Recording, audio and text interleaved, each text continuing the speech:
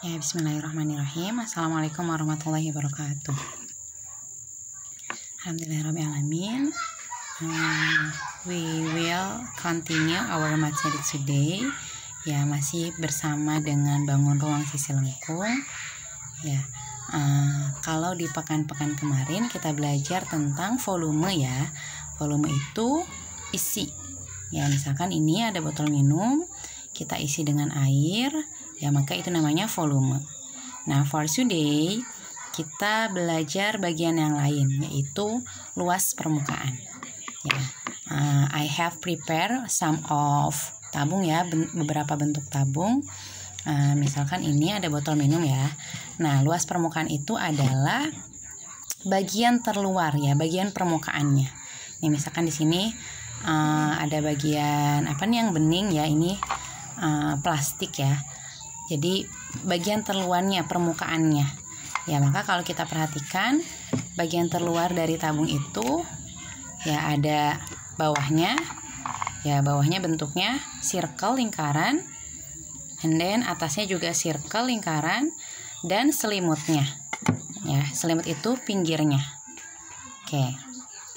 Nah, di sini juga ada bentuk tabung yang lain ya. Dan dalam kehidupan sehari-hari kita menemukan banyak bentuk tabung gitu ya, khususnya pada kemasan-kemasan makanan atau minuman. Ya. Dan jumlah bahan yang digunakan untuk membuat kemasan itulah namanya luas permukaan gitu. Misalkan ada kaleng sarden gitu ya. Nah, kaleng sarden kan biasanya ada yang bentuknya tabung tuh. Maka aluminium atau bahan yang digunakan untuk membuat si kemasan tadi itu namanya luas permukaan. Ya, jadi bagian terluarnya, permukaannya gitu ya. Bagian terluarnya. Oke. Nah, kalau kita rincikan ya. Ini misalkan ada tabung. Ya, ada tabung, ini I have right. Ini bagian alasnya bentuknya lingkaran, bagian tutupnya juga sama lingkaran, dan selimut itu pinggirnya. Maka kalau kita buka si tabung ini, dia akan bentuknya seperti ini ya. Ada dua lingkaran sebagai tutup dan alas ya, dan ada bagian selimut. Ternyata kalau kita open ini tabung, dia bentuknya jadi persegi panjang. Nah, persegi panjang. Nah, udah jelas luas lingkaran itu VR kuadrat. Maka yang bawah juga sama VR kuadrat. Nah, selimut ini tadi kan bentuknya persegi panjang. Jadi persegi panjang kita sudah tahu cara mencarinya adalah panjang dikali lebar. Nah, di sini lebarnya itu tingginya kan tinggi tabung. Ya, lebarnya tinggi tabung. Sedangkan panjangnya adalah keliling tabung. Ya kan ini sepanjang dari ujung sampai ujung itu, ini bagian yang mengelilingi si lingkaran ini kan. Atau berarti kita sebut keliling lingkaran. Nah, keliling lingkaran itu kan kita tahu ya, kita sudah belajar sebelumnya itu 2 VR. Ya, maka untuk mencari luas selimut menjadi 2 VR dikali T, jadi 2 VRT. Ini yang Ibu kasih tanda orange, maka itu rumusnya.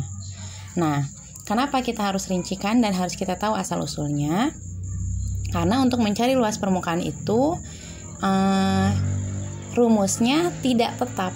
Artinya kita menyesuaikan dengan si tabungnya. Tabungnya lengkap atau tidak, atau hanya alas dan selimutnya gitu. Misalkan gelas tanpa tutup, berarti kan luas permukaannya hanya alas dan selimut. Atau bahkan misalkan hanya selimutnya saja. Misalkan apa? Misalkan paralon. Ya, paralon kan dia bentuknya tabung, tapi dia selimutnya saja. Ya, maka penting kita mengetahui bagian-bagian ini, asal-usulnya. Jadi, tutupnya ini VR kuadrat, alasnya juga VR kuadrat, jadi ada 2 lingkaran. Ya, terus selimutnya itu 2 VRT. Maka kalau kita rumuskan, luas permukaan tabung yang lengkap itu ada luas alas yang bentuknya lingkaran, luas tutup yang bentuknya lingkaran, dan selimut. Ya, kita masukkan rumusnya masing-masing VR kuadrat, ya, lingkaran yang pertama, lingkaran kedua VR kuadrat juga dengan bentuknya yang sama kan, ukurannya sama. Kemudian selimutnya 2 kali V kali R kali T. Maka kalau kita sederhanakan biar menghitungnya nanti more easy, lebih mudah, Maka jadinya 2 VR, ya jadi 2 kali V dikali R dikali R tambah T. Nah, 2 ini sama aja, mau menghitungnya pakai cara dirincikan begini atau diringkas begini sama saja. Nah, jadi sebelum kita mengerjakan sebuah soal tentang luas permukaan, maka penting kita perhatikan bagaimana kondisi si bangun itu, lengkap atau tidak, atau hanya alas dan selimut saja, atau lengkap. Kalau lengkap berarti yang ini. Kalau misalkan kita mau mencari luas permukaan gelas tanpa tutup, ya maka kita sesuaikan. Kalau tanpa tutup berarti yang ada hanya luas alas dan selimut. Maka jadi rumusnya VR kuadrat ditambah 2 kali VR kali T. Jadi lingkarannya only one. Ya, lingkarannya jadi hanya 1 kalau dia tanpa tutup. Oke, kita masuk ke example. Tentukan luas terkecil lembaran aluminium yang diperlukan untuk membuat kaleng kemasan berbentuk tabung yang berdiameter 7 cm. Afwan, ini berjari-jari ya. Berjari-jari 7 cm dan tingginya 12 ya.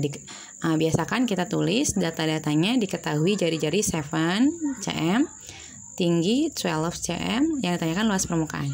Kalau di dalam soal itu tidak dijelaskan dia tanpa tutup atau seperti apa, berarti kita anggap dia tabung yang lengkap. Ya, maka luas permukaannya sama dengan kita pakai yang udah diringkas ini ya, biar lebih mudah. Jadi 2 VR kali R tambah T. Masukkan 2, V-nya 22/7 karena jari-jarinya kelipatan 7 ya. Jarinya 7 dalam kurung 7 tambah 12.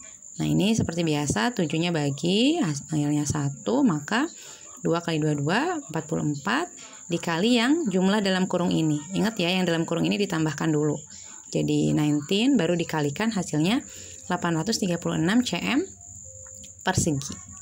Nah, itu penjelasan singkat tentang luas permukaan tabung. Ya, jadi yang perlu diingat, ketika kita mengerjakan soal luas permukaan, kita harus perhatikan komponennya lengkap atau tidak.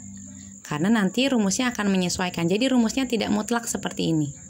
Rumusnya bisa jadi, misalkan tadi ada paralon. Kita diminta mencari luas permukaannya. Maka yang kita gunakan hanya luas selimutnya saja, 2 VRT. Atau misalkan tabung tanpa tutup, maka cukup VR kuadrat tambah 2 VRT. Jadi lingkarannya only one. Ya, insya Allah itu for today. May Allah give to us easiness ya, and spirit for study. Wassalamualaikum warahmatullahi wabarakatuh.